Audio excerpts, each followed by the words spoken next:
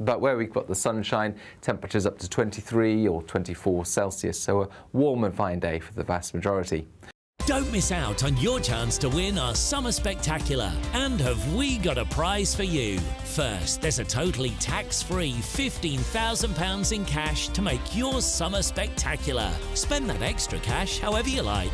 You'll also win a brand new iPhone, Apple AirPods, and if that wasn't enough, a £500 voucher to spend at your favourite UK attraction, so you can enjoy amazing days out this year. For another chance to win the iPhone, treats and £15,000 cash, text prize to 63232. Text costs £2 plus one standard network rate message. You can also enter online at gbnews.com/win. Entries cost £2, or post your name and number to GB06 PO Box 8690 Derby DE1 9TT.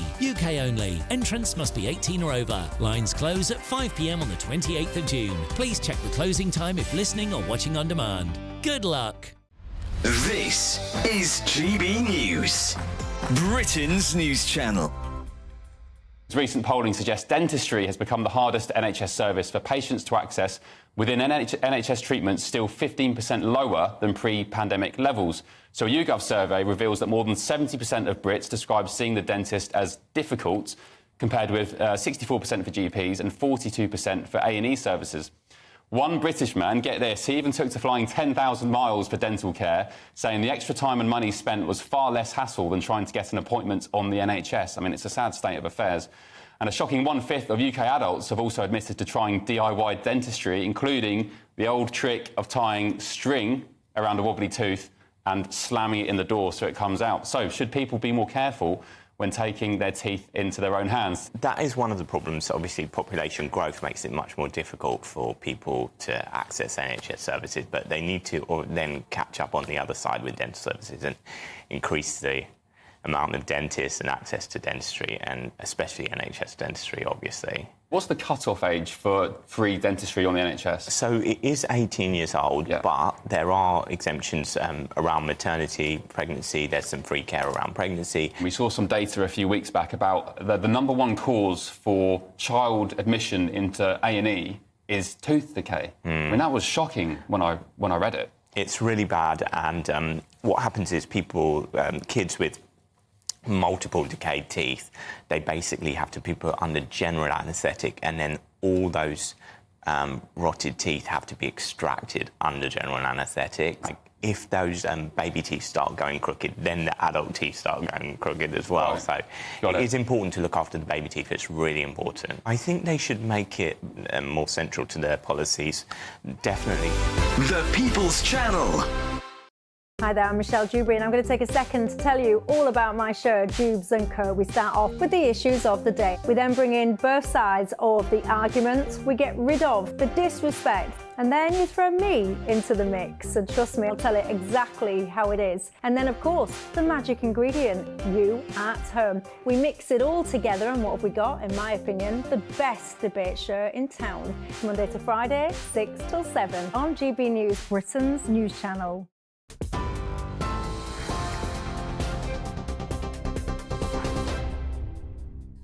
It's 11 o'clock, here with GB News. In a moment, headliners. But first, let's take you through the latest news headlines. And a new poll released today is forecasting the worst election defeat for the Conservative Party in its nearly 200-year history. YouGov's latest study projects 425 seats for Labour, which is 125 more than they won in 2019. That would leave the Tories with just 108 and the Liberal Democrats with 67, and 20 going to the Scottish National Party and 5 seats for Reform. In other news today, for the first time in nearly 3 years, inflation has fallen to the Bank of England's 2% target. That's boosted hopes of an interest rate cut in the coming months. Most analysts were forecasting the drop, which is down from 2.3% in April. The Prime Minister, Rishi Sunak, said today the news was proof the government's difficult decisions are paying off. Labour, though, warned the cost of living crisis isn't over, and they said prices are still going up.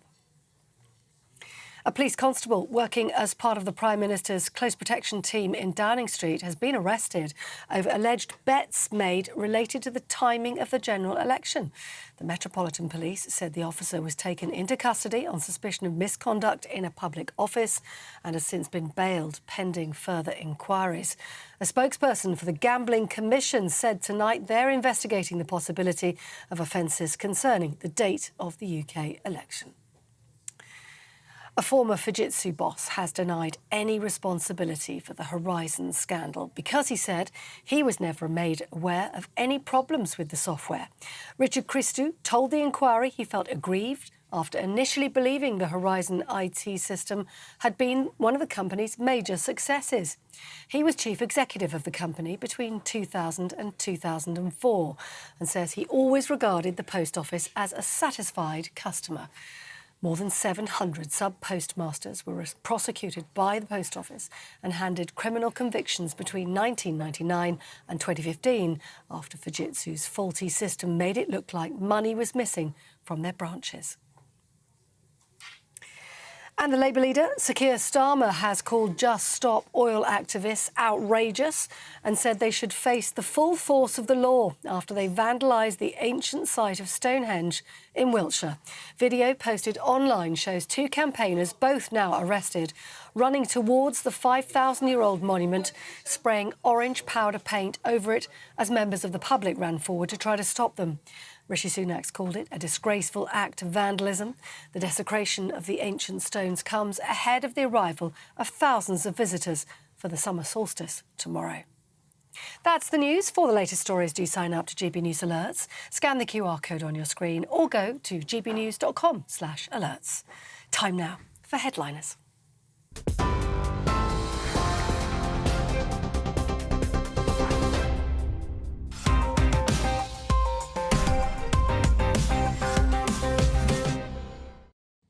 Hello and welcome to Headliners, your first look at Thursday's newspapers. I'm Josh Howie and tonight I'm joined by two comedians, the big gammon Paul Cox and the people's dog Nick Dixon. It's Cox and Dixon together. Dixon Cox. You're missing. You missed one open goal there. I just love the idea that I'm the big gammon and he's the people's dog. People's dog, yeah. I'm proud of that. Everyone loves dogs. That's all it means. And I love the people. Yeah, you do. That's what people say about you. I love the people. I'm a people person. What do you do when you're recognised in the street? Many people love me. What do you do when you're recognised in the street? I just say thank you very much and then I duck because they throw an egg at me. No, that's not true at all. No, I'm not seeing it at all. Vegetables. Right, let's have a quick look at the front pages. The Daily Mail. Is nothing sacred to the eco-clowns? The Telegraph. Tory wipeout. The Times. Tories set to suffer worst poll defeat for 100 years. The Guardian. Reeves pledges to close gender pay gap once and for all if Labour wins. iNews. Tories despair as poll signals worst defeat in 200 years. And finally, the Daily Star. Desperately seeking. And those were your front pages.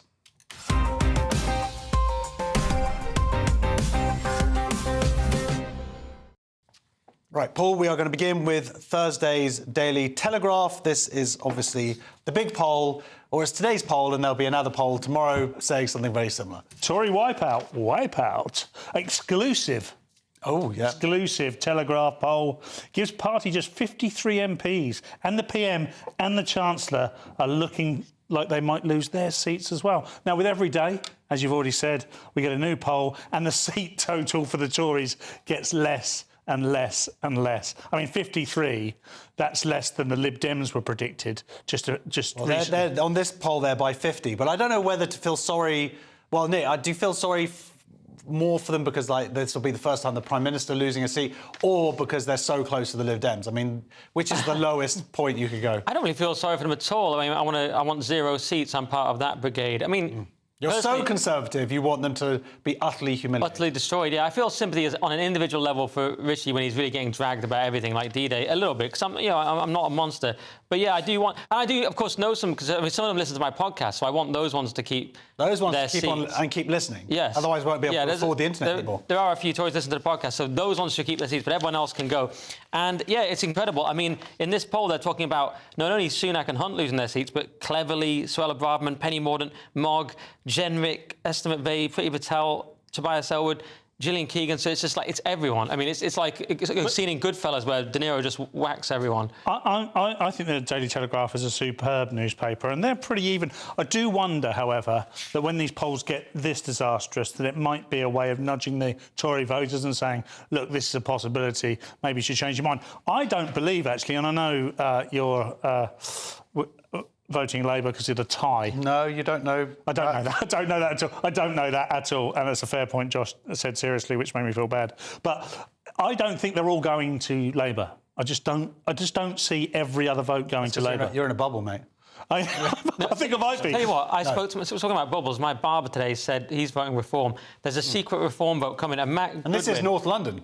That was in a different part of London, but we won't go into it. It's London. I have to hide now because of all the people that throw eggs at me. But Matt Goodwin did a poll with people polling, 1,228 people, 35% Labour, 24% Reform, 15% Conservative. So that's huge if true, if that's still a phrase. Well, there was another poll that said that the Reform Party would get 10 seats, that Farage would win by quite a large percentage. But then this particular poll, which is a larger poll, it's 18,000 people, says that the Reform are going to get no seats. So I think it's all to play for. Yeah, and there's also a piece... It is all to play for. There's this extra piece at the bottom that says Kemi's the future of the party simply because no one else survives. Only her and Tugendhat in this poll are predicted to survive. I'm a Kemi fan. I like Kemi. I've never voted Tory, but I think Kemi, that's putting them together, Tom and Kemi, get them married. But I think everything I've seen of her, she seems to be a very good communicator and she talks common sense. She's also a politician, and in this role, you do get to hear about politicians and their behaviour when they're not in the House. And she seems to be a politician that people talk highly about. Okay. On both sides. Really? Where'd you hear that? You know, around the bazaars. On the down low, right. What's the Daily Mail going with, Nick? They've got "Is nothing sacred?" Oh my God! To the eco clowns, and of course this is Just Stop Oil spraying Stonehenge with orange paint. I mean, if you could pick a more beloved monument, what are they going to spray next? Poppies. You know, everyone loves Stonehenge. It's just, you know, it's just one of these great monuments. It's so English. It's just part of our heritage and history, and so it's the most unpopular thing they could possibly do. What did I say? You said English. Oh, I always say that when I mean sorry, British. I meant. Just don't want to get Ofcom. The point is, it's this weird mixture of people with Just Stop Oil as well. It's always like posh students with old people with nothing better to do, and that's what it is. Again, it's an Oxford student with a 73-year-old from Birmingham. So it's a weird combo. And what they've managed to do is alienate even the lefty dweebs who like this kind of thing. I keep seeing all these posts. Guys, I normally support Just Stop Oil, but I think this is going a bit far. So they've lost even those idiots who speak like that. Yeah. No, but I mean, those straw men have been destroyed. But Paul, I mean, Stonehenge is part of not just the British cultural heritage, the world cultural heritage. Yeah, this is easily the biggest monument so far. There's a lot of talk about Lynchen. Lynchen, am I saying that right? Lichen, probably. That's on the stone. It's endangered. Yes, endangered. Like scientists come from all over the world to study it. Yeah. So they sort of go. But then you see all these people kind of going, "Oh, it's just orange dust," and it's all. That's not the point, is it? No, it's not. This is, you know, I am, as the People's Gammon, quite outraged about this. Genuinely, it made my gut turn when I saw it. The idea you had to clean it. Yeah. Yeah, I was out there. It's your colour. Watching it. Yeah, orange is my colour. Or Stonehenge my colour. I don't know. But what I do know is that this has outraged me. It's just, how far will they go? It's a serious question. You seem outraged. I am. Furious. Some would say I don't think I've ever seen you more livid. This is livid, furious. This is livid. Did your emotional state ever change? No, my emotional state is kind of loud and overexcited. It's loud and emotional state. That's the nearest Paul in therapy. Like, how are you feeling, Paul? Loud. I'm feeling like when Stonehenge was assaulted with that orange paint. Let's get back to the point, because the lunatics have overtaken the asylum, Josh. Have they? They have. Well, I don't think they have necessarily taken over the asylum. They're trying to break into the asylum. I mean, they haven't got free. Interestingly, Stonehenge, the people who run it are like, they're going for it. They're like, we're going to get you. We're going to put you in jail. They tweeted out. They didn't say that, but they're taking this very, very seriously, and rightly so. I wouldn't mess with ancient sites where druids have been. Do you know what I mean? If you just don't want to mess with people who can do voodoo, ancient druid sites, Native American burial grounds. Do you know what I mean? These are just some basic rules. Well, you've got a lot of druids who are very unhappy because it's summer solstice tomorrow. You don't want to mess with Gandalf when he's in a mood. Do you know what I mean? No. Well, fair enough. Moving on to the Guardian, Paul. Reeves pledges to close gender pay gap once and for all if Labour wins. And also saying this will be the last big job in government a woman has never done. We've not had a woman in charge of the nation's finance. Of course, she's pitting herself to be the Chancellor. Interesting, because I think it's quite easy to close a gap that I don't really believe exists. There's a lot of nuance to the pay gap situation, and there are laws in place which prevent it. Now, if you take into consideration all the data, like pregnancy, working less for various reasons, women. The statistics will show that everything's about equal. If you don't take into that, it just looks like women are earning less. All women and all men. Yeah. Yes. So, I mean, Nick, I imagine you're really up on this stuff, aren't you? Yeah, I mean, well, Jordan Peterson... I went in your flat and there were just all these charts everywhere. Yeah, gender charts pay gap. and no women. Jordan Peterson famously in that interview with Cathy Newman said, well, where's some multivariate analysis? The analyses have been done. And the point was, he did concede that it was one... Apparently, it is one factor, but it's one of many, many factors, and it's not the main factor, you know, just the fact of being a woman. So, yeah, it's nonsense. Doesn't really exist, as Paul says. But that makes it a very easy win for Labour. And what you've got to watch out for with Labour will be this kind of thing. It will be not the economics, because we're going to get on later to actually they may be sort of quite stable and cautious fiscally. It's going to be the cultural revolution. Look out for this document called A New Britain, which Gordon Brown has written. By the way, Gordon Brown, an unelected Prime Minister who lost a general election, never won a general election.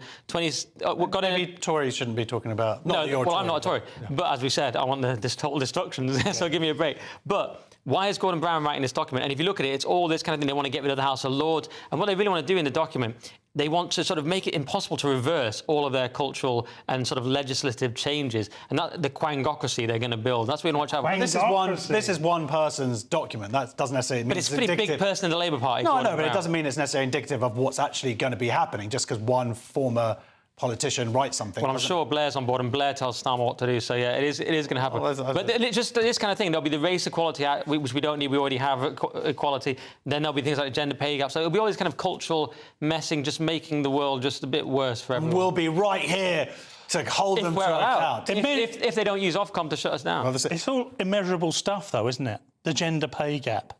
Well, I'd say it is measurable. It's not, though, is it? Because they don't take into... It's like saying, we're going to stop the moon farming cheese.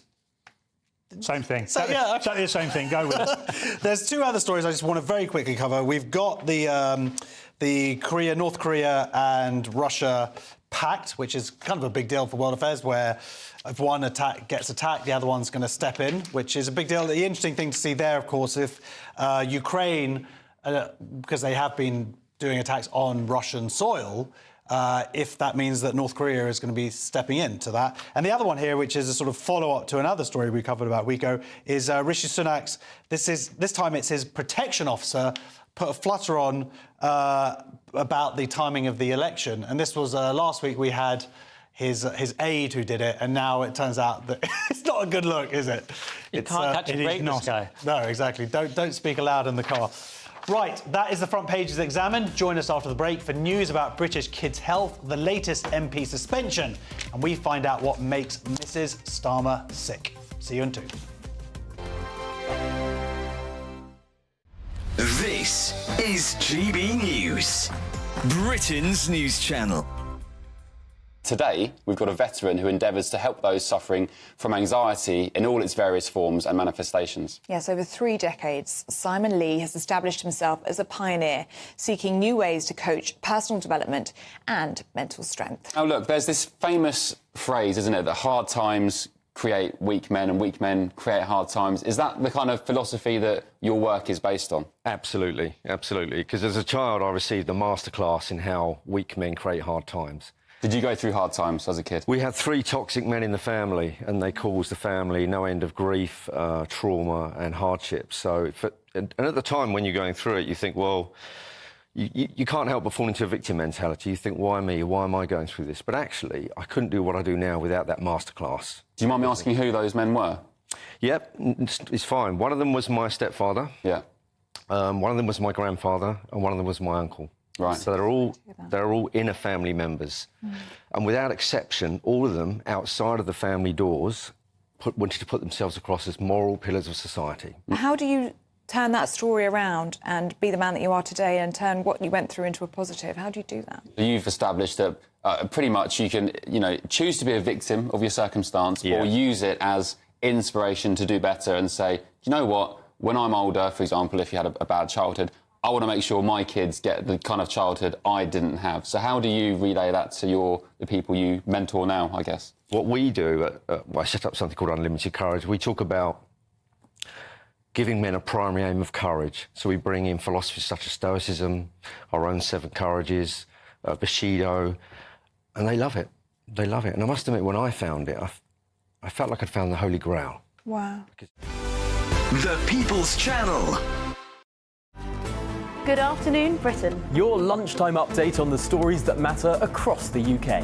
From breaking news and insightful analysis, inspiring stories and lively debates. You're comparing yourself to a former Prime Minister. Which is it? Stay informed, stay updated, stay entertained. I just don't know how anyone would not want to be there. Every weekday from midday. We are Good Afternoon Britain, only on GB News. Britain's news channel.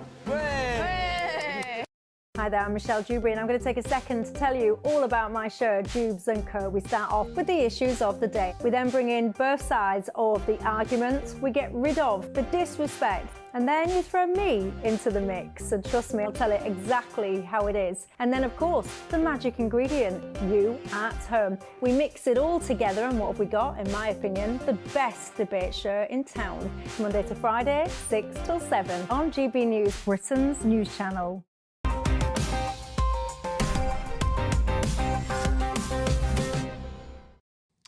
Welcome back to Headliners, your first look at Thursday's newspapers with me, Josh Howie, still joined by the dynamic duo Paul Cox and Nick Dixon. First up, it's Thursday's Guardian, and Paul, has Starmer read the room here? Wow. Johnson and Sunak should retain convictions, says Starmer. Labour leader says Tories calling for amnesty on rule breakers are out of touch with people who paid a high price. I think he is out of touch. I think he is personally. My personal opinion is that all COVID convictions related to the COVID rules should now be quashed. I think, look, what he's trying to do there is conflate the tragic deaths of people with what happened at number 10, let's say, cake and all this sort of stuff. Them deciding lockdown. That's a joke. Yeah, but at the end of the day, that if Boris Johnson hadn't had that party, the cake hadn't been eaten, those very tragic and sad deaths still would have happened. There are people out there that got fines for meeting in groups of 7 or, going for a walk longer than an hour. Quash it all. Yeah, well, as it says here, 55% of those 28,000 people were people under 30. Yeah, so disgusting. Yeah, it's disgusting. And fines, Boris Johnson got fined £50, but the average fine was £6,000, going up to 10,000. A lot of them fell apart in court because it was all nonsense. Yeah, it was appalling. It was an appalling time. And Starmer can shut up, really, because he wanted longer, harder lockdowns. Also, he was caught at some sort of party, hence the nickname Severe Cormer. That's slightly different. Come on, man, we've been through that 1,000 times. Have we? Yeah, that whole thing was just. I just wanted to say Severe Cormer. Okay, it was good, but come on, let's not go down that. Let's not go down that road again. I don't want to go down that road because I understand the anger. People can be angry with Sunak and Johnson particularly, and I can understand that. But the larger point, as Paul says, it should all be quashed. It's not a case of letting off people because they're powerful, because in this case, all the laws were nonsense. And as Lord Sumption pointed out at the time, you don't have a moral obligation to follow the law. He said you have a legal obligation to follow it, which is a tautology. It's meaningless because it's the law. Yeah. But you don't necessarily have a moral obligation to follow an unjust law. And these were unjust laws. Yeah, as we saw, just again, the youth being unfairly targeted. But my personal way through this is to keep the convictions for Sunak and Johnson, and then everyone else is fine. Well, you probably have a lot of sympathy with that, to be honest. I think so, yeah. But I understand he's Starmer is caught a little between a hard and a rock place. I don't think he is, actually. I think... Hard and a rock place? Rock and a hard place. Both of those places are quite difficult. I just think that he's deliberately conflating the two things for political gain. And one thing I hate is when he ignites that emotion, he says all these tragic deaths, right? We all agree with that. Like, we don't agree with that. But it doesn't really matter. two guys going out, you know, meeting when they shouldn't have done and having beers in a park. Who are these two guys for? Where's this Hampstead Heath? Look, I experimented during the lockdown in the bushes. That £6,000 fine was Okay, we're going to move on unjust. now. Thursday's Telegraph next. And Nick, we're OK as long as France is worse, right? Absolutely. So Britain could become island of stability. I like that. As Macron debt crisis consumes France, says UBS, which I think is a financial firm. So Shahab GBNews, almost certainly not the pronunciation, is saying that we could flip from being thought of as Europe's problem child, which is his phrase, certainly not mine. But the idea is, you know, we've been naughty and done Brexit and everything, but actually we could suddenly be more stable because you've got Le Pen and you don't know what's going to happen with that. You've also got the far left he cites, and you've just got debt as well. They've been sort of profligate. Italy and France have borrowed more than they should have. They've been in breach of budget deficit rules. So the idea is, OK, Europe's a bit of a mess. We could actually be quite stable. As I mentioned earlier, Labour, whatever their radical cultural revolution they will enact, they actually might be quite fiscally cautious. So people might see Britain as relatively stable suddenly compared to dodgy Europe. Yeah, well, isn't the thing here, Paul, that also, not just in terms of fiscal responsibility, but there should be this idea of political responsibility and stability, because there's not going to be these crises. You know, we're not going to have Brexit to deal with. Hopefully, we're not going to have like another pandemic or anything like that, and the energy crisis in Ukraine. So there's the chance now that we're going to, whoever's in charge, will actually do some governing. Yes, really good point. And I think because we're over those two humps, we will see more and more positive stories about the fact that we are standing alone, have autonomy. We're not having to go to the EU Commission. We're not part of a massive bloc that relies on all these different people and all their different politics to be successful. We will stand alone. And I know a lot of people don't like the isolationism, but for me, in terms of stability and consistency, we are going to see Europe, I think, over the next 10 years become more and more inconsistent because of we've kind of been through what they're going through. It always seems to be the case, and they're this huge bloc, and they've got to go through the EU Commission every single time. Yeah, well, except when Farage destroys Starmer, and that's going to be new in a few years. I do like how Macron said his economic minister warned that a victory for Mrs. Le Pen's party would risk a Liz Truss-style debt crisis. And I just think that the fact that she has become shorthand across the world is not a great... Poor Liz. At least I knew who she is. There was a little video about Rishi Sunak today. No one in America knew who he was. There we go. So, you know, it's Silver Cloud. Back to The Guardian. And Paul, do you feel seen? Sorry. I did. Well, no. It just made me laugh. They don't know why I'm laughing yet. UK children shorter, fatter and sicker amid poor diet and poverty, report finds. So the average height of a 5-year-old is falling. Obesity levels have increased by almost a third. And the number of young people being diagnosed with type 2 diabetes has risen more than a fifth, the report by the Food Foundation has said. And I tell you what, The Guardian are loving this. They are loving this because this creates a whole new generation of victims, Josh, and they love a victim. However, what we have in this country, I think, is an abundance of food. And we see this across the West, but it's unfortunately a lot of cheap and unhealthy food. Mm-hmm. And there is perhaps... some would argue a lack of education when it comes to healthy eating and how people should live their lives. But this comes a little bit back to the nanny state for me. You know, there are people out there who have a choice. There is a lot of choice for them, and they decide they want to eat unhealthy because it's yummy, and you've just finished a GB News shift, and, you know, the lights are bright, and there's milkshake and meat, and, you know, you just... Don't know who you're talking about. No, is it me? But anyway, what I'm saying is there is a lot of choice out there. Unfortunately, there's a lot of unhealthy choices. I'm not sure we're going to end up with this massive epidemic, but we do need to teach children to eat probably just better food. We don't cook enough, do we? Well, I mean, look, you say this, and Paul is saying he's not sure we're going to end up with a massive epidemic. We're in it. This is already happening to our children. What, Nick? I mean, come on.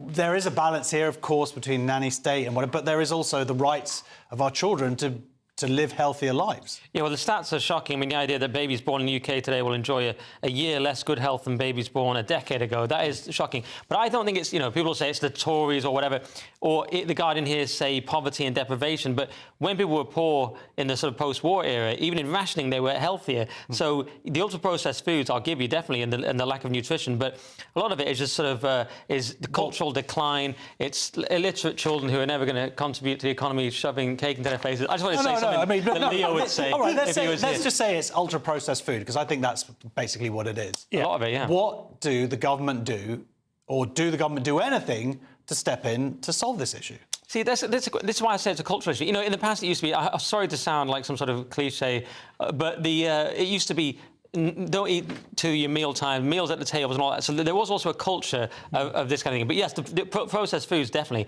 That is the part where the government presumably will do something. So we hear about sugar taxes, don't we, and things like this. But it's very hard to deal with it at that kind of level, I think, without people also taking action themselves. That's my view. I mean, how can you really stop it? Do you tax it? Do you just make it illegal to have certain tax foods? it, or you put certain... not labels, but you have to make certain foods consist of a certain percentage of non-processed food. I mean, once it's processed, it's processed. But the point is that from reading that book, Ultra Processed People, is that it's the substitution of these inferior, less nutritional sort of protein staples instead, and pretending that. And then there's all these corn syrups and all fructose stuff and all this. There is a lot of junk. Yeah, maybe we ban a few of those practices. The companies always find a way around it. Is the only problem. Well, OK, that's what government should be doing. Moving on to the Express, and today the shoddy vetting wheel turns to Labour. Yeah, so this is Labour suspends candidate ahead of general election over pro-Russia post. And this was a guy that shared an article from Russia Today about poisoning, and Russia were denying that they were involved. I know. Really? I know. They said the toxin used in the Salisbury poisons was never produced in Russia. And I know when I'm looking for my poisoning news, Russian poisoning news, I always go to Russia Today, and their objective shows. But this is back in the Corbyn era. We should point out this is when all the poisonings happened. Right. It's not like he's sharing it now. No, right. I just think it's funny that it's like like they're going to be like, yeah, we did it, guys, and it's just so ridiculous. So look at this article, guys. It's completely objective. Who's it from? Russia Today, yeah. And it also says Putin is great. That's the next article. So, yeah, apparently they also said something like the real issue is that right-wing Jews in the Labour Party and outside the party object to the fact that Corbyn is a consistent supporter of Palestinian rights. So it was during that rather ugly Corbyn he got that era. bit right. Joke. No, I mean, what's interesting about that is the way that was framed, and going through all of that and seeing that stuff at the time, that wasn't the issue that Corbyn was a consistent supporter of Palestinian rights. That's fine. It was how he was a supporter of those Palestinian rights, i.e., he's friends with Hamas, Hezbollah, they're his buddies. It was a bit wreathy. Yeah, it was the wreath. So it's not that you can support Palestinian rights. I support Palestinian rights, but you just don't do it in an anti-Semitic way. Anyway, that's the old news. Let's move on to this stuff. I think this is interesting, Paul, because, and I want to get a little bit cranky here myself, wouldn't it be cool if they deliberately had left him in, this is up in in Scotland, if they'd left him there, knowing he probably wouldn't win, so that just a week or two before the election, they go, oh, look at this stuff that he said. He's out of the party, and then the Labour Party gets to look like they've cleaned the house and they're getting rid of their cranks. This was quite a quick action that they did. Shows that they're not who they were 5 years ago. Now, I'm not saying that is what happened, but it does play quite well. It's good optics for Starmer, that's for sure. But it's no surprise that back then, momentum, pro-communist, pro-Marxist, anti-West. Of course, there were people within the Labour Party, elected Labour Party, that thought these things, that would have been pro-Russia. They would have held Russia in very high regard, and they would have lapped up all that sort of stuff. So the fact that that did occur, we shouldn't forget. No. We shouldn't forget, because Keir Starmer himself backed Corbyn. Now, there are so many puff pieces about how he did that because he could foresee the future and he could get himself into power and then he could get rid of the Corbynites and then he could bring Labour back. And do you know what? It's panned out that way. There's no way that's what he planned, though, because I just don't believe it.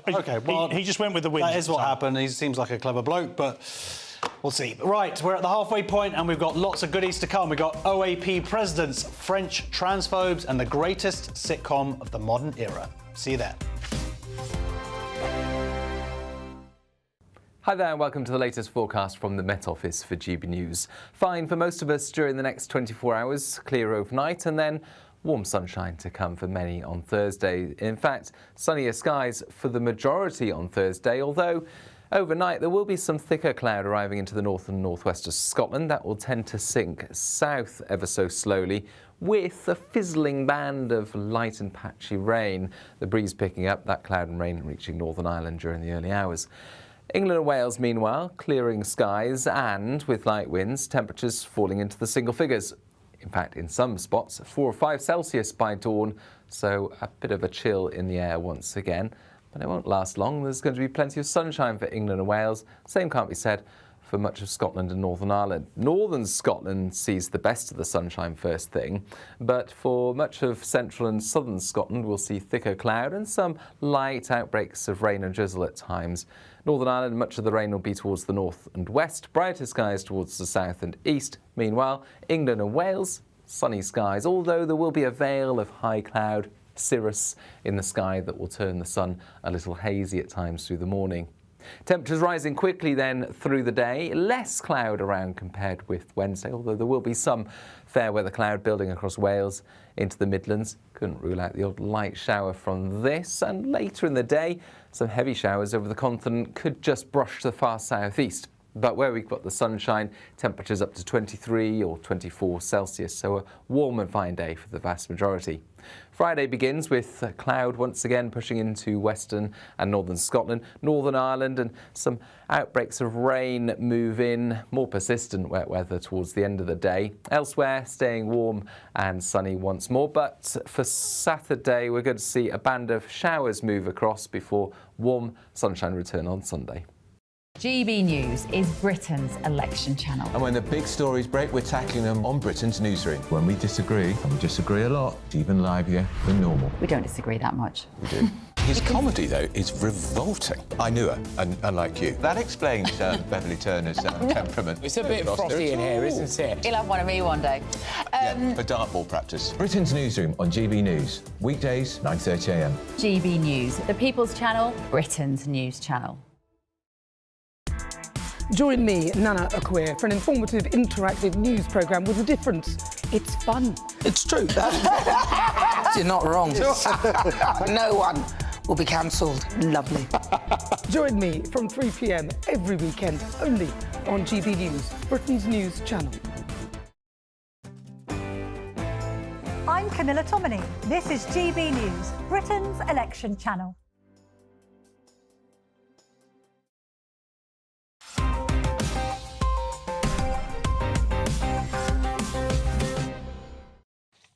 Welcome back to Headliners, and kicking things off with Thursday's Guardian, where, Nick, we've been lied to, and it turns out Biden is actually in his 50s.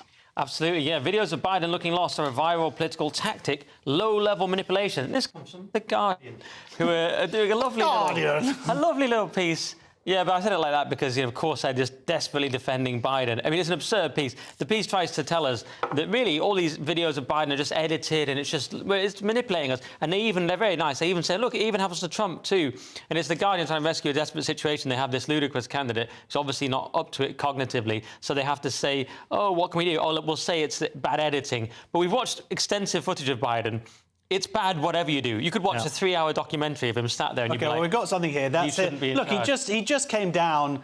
I mean, he's not that old if he can do a parachute jump. Yeah, that's not him, though. That's the... No, he's the one wandering off in a minute. Right. And Ursula now, again, it looks like he's wandering off, but when you look at the wider shot, he's actually talking to somebody or he's going off to say hi to somebody. It's not like that's the whole point. Look, he's doing a thumbs up to somebody who's waving. How he gets sort of ushered back in. That looks really No, bad. OK. Now, look, that's very interesting because that clip there, for me, proves exactly what this article is saying. Now, I'm not defending the fact that Biden is a little bit old and seems a bit doddery, but the reality is the wider shot of that is he isn't just kind of randomly walking off to nowhere. He is looking at somebody and doing a thumbs up. Then he puts back his sunglasses on incredibly slow. This one's worse. This one he's frozen in complete... Well, who's that guy in this... Who's that woman? Who's that beautiful woman in the gold dress?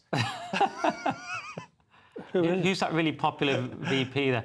Yeah, but, you know... No, he's completely frozen here. Look, he can't move. No, he just can't dance. He's got terrible sense of rhythm and he doesn't want to show himself I feel up. bad. He's old, but he can't move and he shouldn't be leading the free world, so-called free I don't world. know. I think that he knows his limitations. Moving, speaking, thinking, leading a country. Okay, here we go. So here he is now, and he's going to sit down. Now, we've all... Look, what happened here, Josh? He had a little accident. Okay, that's not... He could be... That does look like he's had a little follow... He's had some follow-through. That's what he looks like. He's worried, isn't he? On that particular one. I admire your attempt to be kind there, Josh, but... I respect the elderly. And so do we. And we respect them so much, we don't think that when they become old and infirm, they should be in charge of the free world and put in that position. I genuinely don't. If he was... that skydiver was paying no attention to Joe Biden. Joe Biden was not looking down.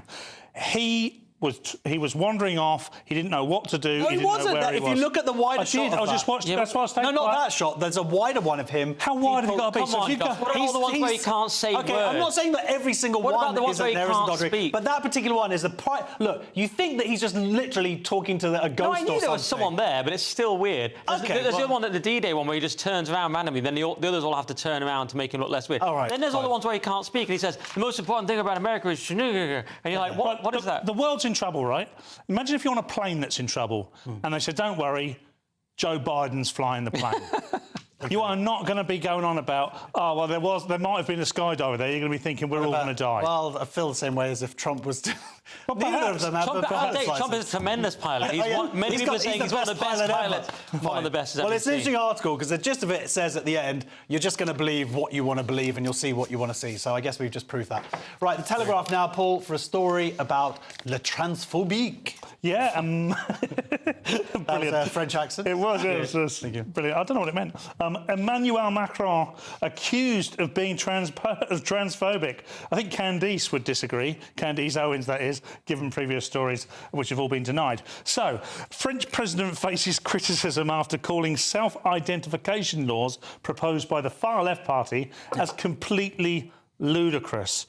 What's happening here now is there seems to be a collective wakening up on the left and centre-left of politics across Europe. Last week we had Tony Blair saying, like, men have penises and women don't, and, you know, as if all of a sudden he's made some profound statement, and people like us, every single one of us on this panel tonight, have been saying that for years, and now Macron is saying it.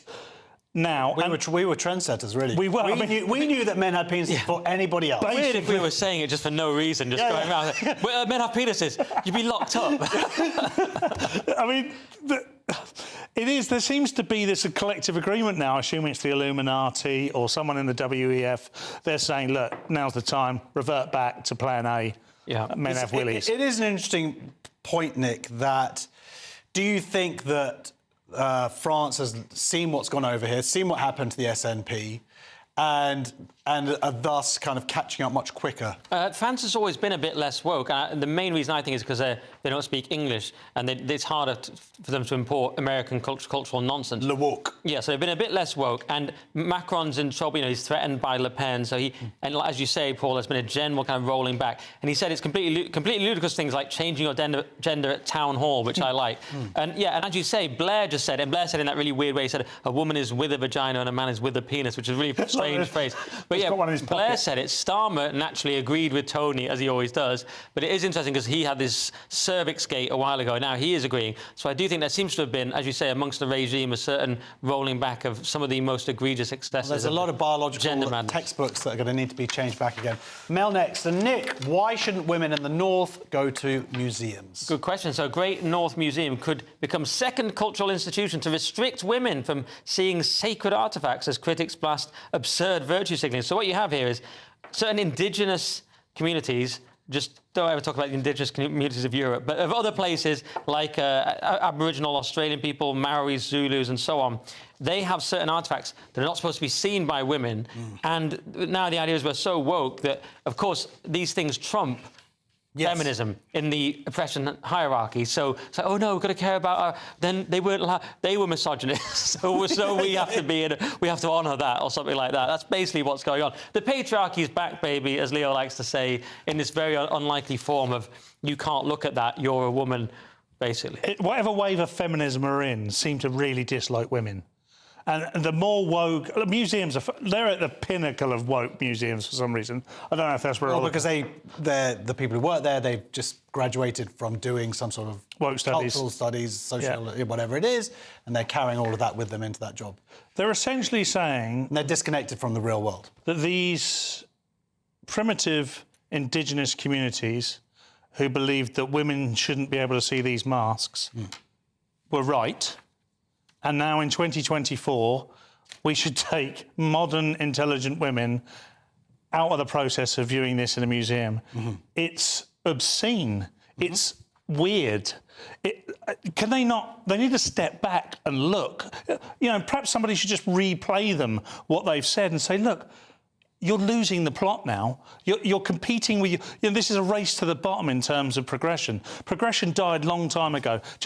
We're in a modern age where people are intelligent. We can look at this objectively. Yeah, well, it's cultural relativism and it's... decolonisation. Yeah. And that kind of thing. All right, on to the Times. And Paul, this is like Peter pretending he didn't know Jesus. Indeed. Mrs Brown's boys funny, ? BBC comedy chief dodges question. So this is John Petrie. He was asked at a showcase in London on Tuesday whether he found Brendan O'Carroll's BBC One comedy funny and if he would choose to watch it. Now, he did dodge that and later on said, you know, Brendan has produced this iconic comedic character. Mrs Brown's Boy is not for me. However, I am very aware that millions and millions of people view it, enjoy it and find it very funny. It gets high ratings all the time. I don't think anyone should have a monopoly over comedy. It's extremely subjective. If it makes you laugh, it makes you laugh. It's not for me, but nobody has the right, I don't think, to say this is good, this is bad. Whatever. You know, people find it funny. So, Neil, what do you think of the terrible Mrs Brown Boys? Yeah, it's awful. Comedy is objective. Paul's not been doing it as long as you and me, Josh. Comedy is objective. There is a subjective element at the top of, like, do you prefer Chris Rock or Dave Chappelle? But most of it's objective, as you learn when you go around doing the clubs. But Mrs Brown's Boys is terrible, but it's not for anyone with an interest in comedy. It's for the general viewer. I was watching it at Christmas once. I was like, OK, what's all the fuss about? I flicked it on. I was like, oh, it's the same innuendo 4 times in a row. I see. So it's for very low IQ people. But I realised it's actually for... I'm only joking. It's for the family. So your grandma's going to be able to watch it at Christmas and a 10-year-old. So that is so broad that it can't really... It's just broad entertainment. And then I flicked over to Peep Show and he's talking about wearing the same suit at a funeral and a wedding. So it's like a bonus. And I realised, oh, I think this is the mainstream. This is not the mainstream. This is a sort of dark, weird comedy that for people with an interest in comedy. Mrs Brown's Boys is just for sort of general family viewing for people who don't care about comedy. Well, that's it. It's totally fine. The interesting thing for me is later on in the article how John Petrie from BBC basically lamenting how just that he's not been bought these scripts from production companies and that's the reason why, as opposed to the fact that the BBC has spent the last sort of 15 years not nurturing its comedy talent and so I came over to GBNews. But you can check out Josh Howie's losing it on BBC Sounds. Just one section to go, and what was Starmer wearing? Shrinkflation of intimate objects, and don't have a cow. See you in 2. This is GB News, Britain's news channel. 98-year-old veteran Ken Cook shared his memories of D-Day at a special event in Harrogate. As a former Green Howards private, Ken was part of an armada of vessels carrying more than 150,000 Allied soldiers to France. And he was just a teenager when his regiment landed on Gold Beach in Normandy. Everybody was telling us, the officers and the sergeants, corporals, they're telling us, get off the beach, lads, quick, because there's some more stuff coming behind us. And they had to get onto the beach as well. All our equipment and tanks and whatever, artillery, they were following up behind us, so we had to get out of the way and get into the countryside and make as much ground as we could on that first day. Ken survived that harrowing first day, but many didn't. Around 10,000 Allied troops were either killed or injured. But their sacrifice, along with the bravery of those that lived, changed the course of history and resulted in the end of World War II. Because somebody had to do it, and so we did it. We did our job, and that's it. Ken is one of the last surviving members of York's Normandy veterans. Part of an ever-dwindling band of brothers who fought on D-Day, he's attending the 80th commemoration in France. A very emotional occasion this time, because there's not many of us left now. Remembering the fallen, Ken's wish is that long after he's gone, we still never forget those who gave their tomorrow for our today. The People's Channel. In the GB newsroom, we bring you the news as it happens. With our team of dedicated journalists across the UK, GB News brings you accurate reporting of the day's topical agenda. When the news breaks, wherever and whenever it's happening, we'll be there. This is GB News. The People's Channel. Britain's news channel. If you want your news to be straight talking... This is a nightmare for the Conservatives again. Down to earth. It's not just Nottingham where this is happening, is it? And most importantly, honest. Hard-working, middle-class taxpayers, they'll get their book thrown at them. Then catch me, Martin Daubney, Monday to Friday, 3 till 6 p.m. on GB News, Britain's news channel. Join me, Neil Oliver, every Sunday night at 6 p.m. on GB News. And if an hour is not nearly enough for you, go to gbnews.com for special extended episodes online every Friday at 9 p.m, where we can truly get into the nitty-gritty of what's going on. GB News, Britain's news channel.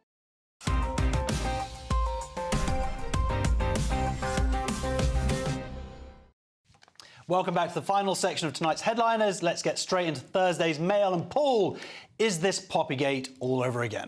No, I don't think so, actually. Squirming Keir Starmer says he will be supporting Scotland in Euro match tonight amid claims he shunned wearing an England shirt to avoid losing votes north of the border.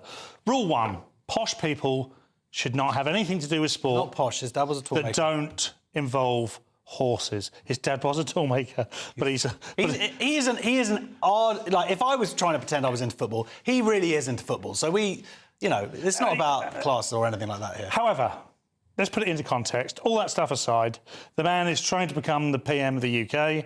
Of course, he's going to say he will be supporting Scotland, as rightly he should in that position if he becomes PM. You know, I wouldn't, but I'm not running for PM. Why? You wouldn't, really? I'm not interested in whether Scotland win or lose, really. Would you prefer them to win over... Because obviously, if you've ever watched the football in Scotland, they all support the team that's against... It all depends how much you've been subjected to the... racism of the Scottish.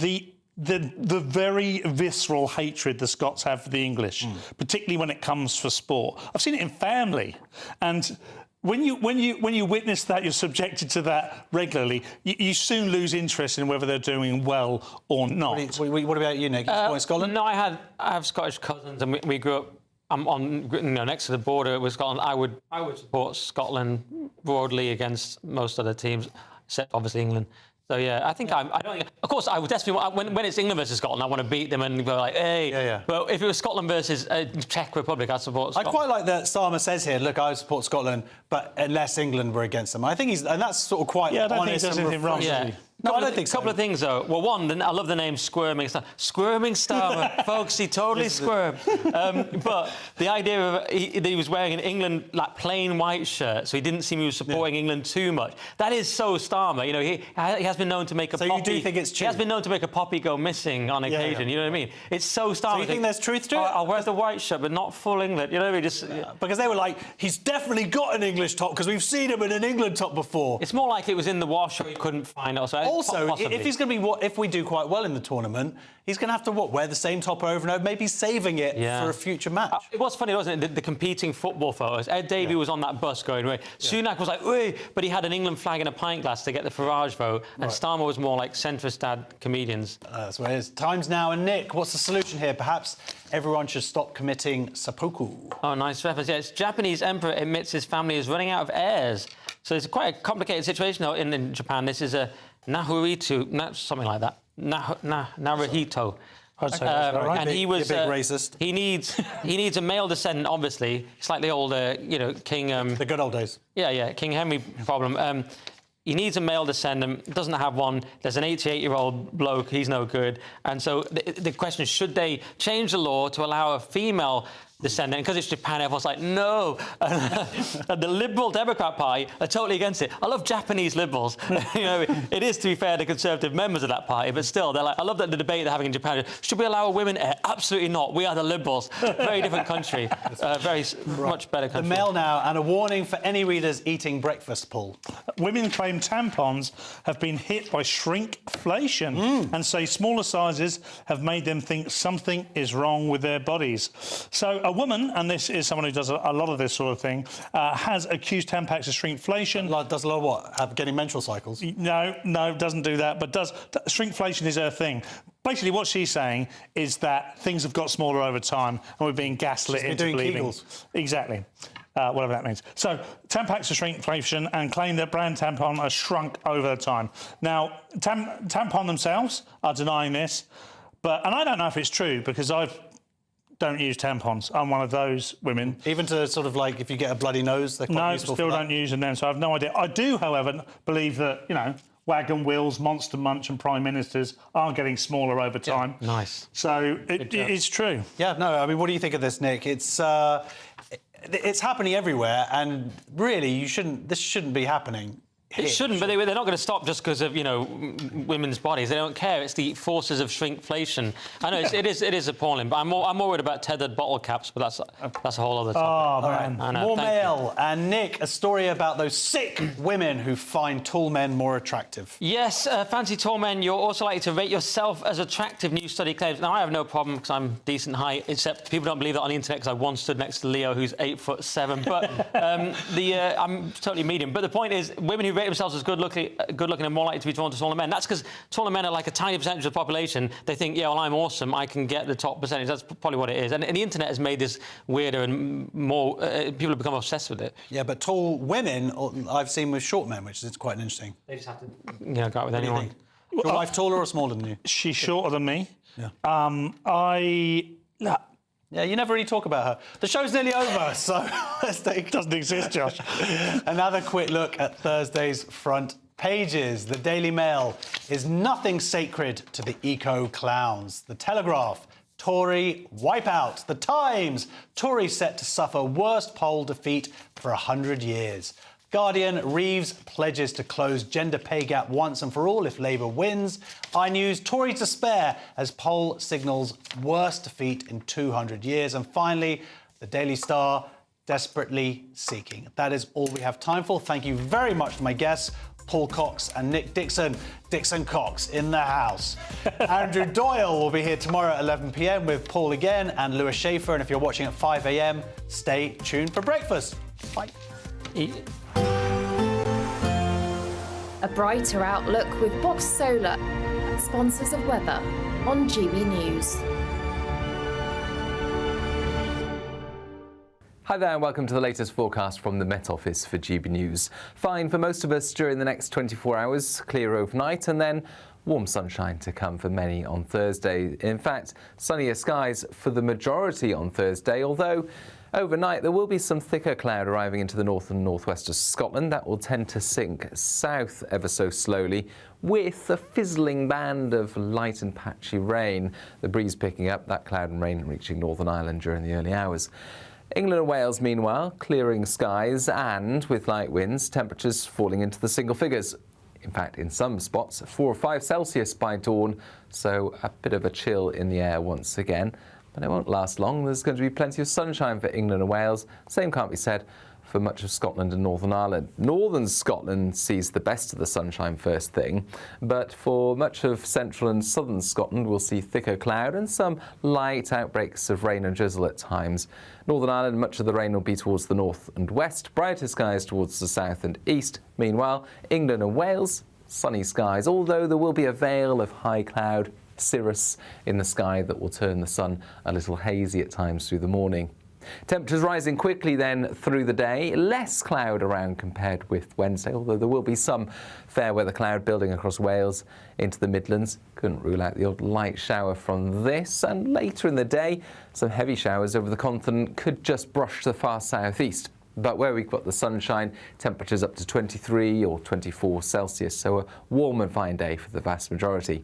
Friday begins with cloud once again pushing into western and northern Scotland, Northern Ireland, and some outbreaks of rain move in, more persistent wet weather towards the end of the day. Elsewhere, staying warm and sunny once more, but for Saturday we're going to see a band of showers move across before warm sunshine return on. Looks like things are heating up. Boxed boilers, sponsors of weather on GB News.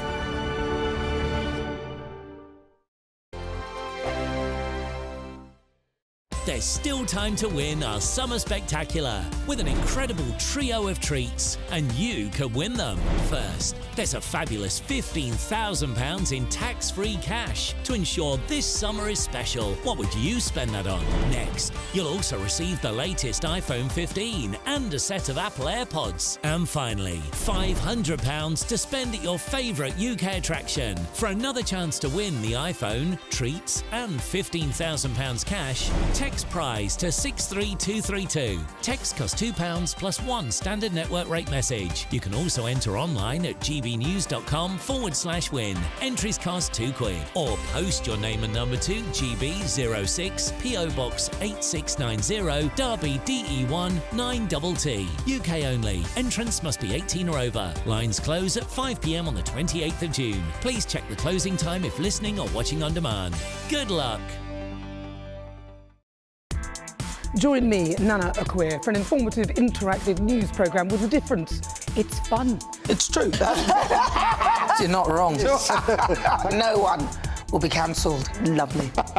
Join me from 3 p.m. every weekend, only on GB News, Britain's news channel. I'm Michelle Dewberry, and this is GB News, the People's Channel, Britain's news channel. GB News is Britain's election channel. And when the big stories break, we're tackling them on Britain's newsroom. When we disagree, and we disagree a lot, it's even livelier than normal. We don't disagree that much. We do. His comedy, though, is revolting. I knew her, unlike you. That explains Beverly Turner's temperament. It's a bit frothy in here, isn't it? He'll have one of me one day. For dartball practice. Britain's newsroom on GB News. Weekdays, 9:30 a.m. GB News, the People's Channel, Britain's news channel. This is GB News, and we are Britain's election channel. This vote may seem to be about the politicians and the media, but it's actually about you. And we won't ever forget that. Join us up and down the country as we follow every moment together. Now more than ever, it's important to hear all sides as you make your decision ahead of polling day. We're here for you. This is GB News, the People's Channel, Britain's election channel. Good afternoon, Britain. your lunchtime update on the stories that matter across the UK. From breaking news and insightful analysis, inspiring stories and lively debates. Are you comparing yourself to a former Prime Minister? Which is it? Stay informed, stay updated, stay entertained. I just don't know how anyone would not want to be there. Every weekday from midday. We are Good Afternoon Britain, only on GB News. Britain's news channel.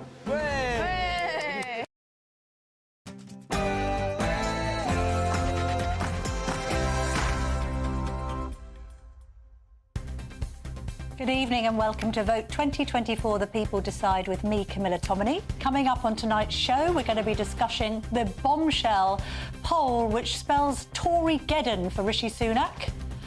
We're also going to be speaking to the Muslim entrepreneur who's decided to back reform rather than the Tories. And we'll be speaking about another bombshell. This time it's a book about the Beckhams.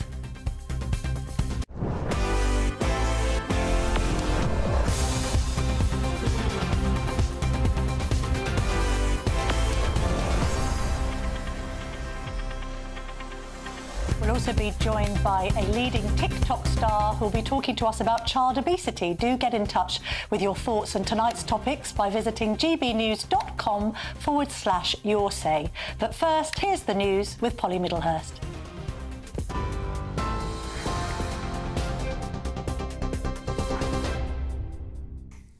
Camilla, thank you, and good evening to you. Well, the top stories at 7 o'clock. A police constable working as a part-time member of the Prime Minister's close protection team has been arrested over alleged bets he made related to the timing of the general election. The Met Police is saying tonight the officer has been taken into custody on suspicion of misconduct in a public office and has since been bailed pending their further inquiries. This is just a developing story that is breaking tonight. We'll bring you more detail on it as it comes to us.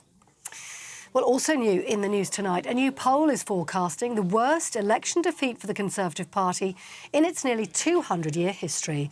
Let's take a look, if you're watching on television, at YouGov's latest study, which projects 425 seats for Labour, which 125 more than they won in 2019. That would leave the Tories with just 108, with the Liberal Democrats on 67, 20 for the SNP and 5 seats for Reform UK. In news away from the election, the jury in the trial of Constance Martin and Mark Gordon has failed to reach verdicts today on charges related to the death of the couple's newborn child. Their baby daughter, Victoria, was found dead on an allotment near Brighton last year. They were later arrested following a high-profile police manhunt. Prosecutors will now determine whether or not to seek a retrial. A former Fujitsu boss has denied any responsibility for the Horizon scandal because he says he was never made aware of problems with the software. Richard Christou told the inquiry he feels aggrieved after initially believing the Horizon system was one of the company's major successes. He was chief executive of the company between 2000 and 2004 and says he always regarded the post office as a satisfied customer. More than 700 sub-postmasters were prosecuted by the post office and handed criminal convictions between 1999 and 2015 after Fujitsu's faulty system made it look like money was missing from their branches. The economy, and the first time in nearly 3 years, has seen inflation fall to the Bank of England's target rate of 2%. And that's boosted hopes of an interest rate cut in the coming months. Most analysts were forecasting the drop, down from 2.3 in April. But the Chancellor, Jeremy